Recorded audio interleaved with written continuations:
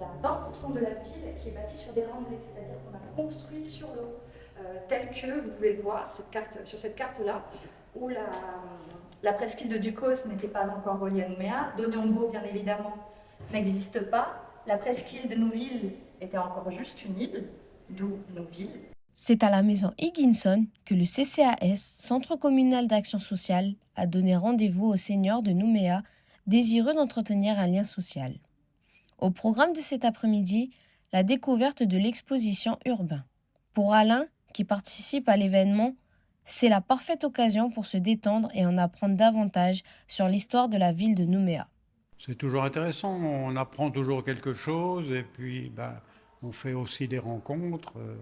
Et puis c'est vrai que le cadre est agréable en pleine ville et ce magnifique bâtiment du temps d'Higginson. Une visite qui suscite curiosité et nostalgie de la part des aînés.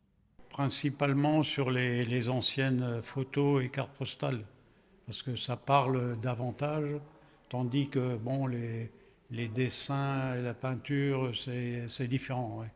C'est moins parlant. Urbain est une exposition évolutive et participative qui regroupe 23 œuvres créées par des artistes. Elle retrace là l'évolution de l'urbanisme de la capitale sous différents points de vue.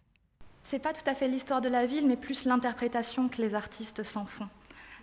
Certains vont être assez documentaires, la projeter dans le futur, d'autres vont s'appuyer sur de vieilles cartes, comme celle que vous pouvez voir à côté de moi, et les transformer, ou bien il va y avoir des vues un peu fantasmées de la SLN ou du centre-ville, par exemple.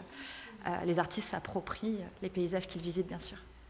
Urbain devait prendre fin en décembre 2024, mais forte de son succès, l'exposition sera reconduite jusqu'à juillet 2025.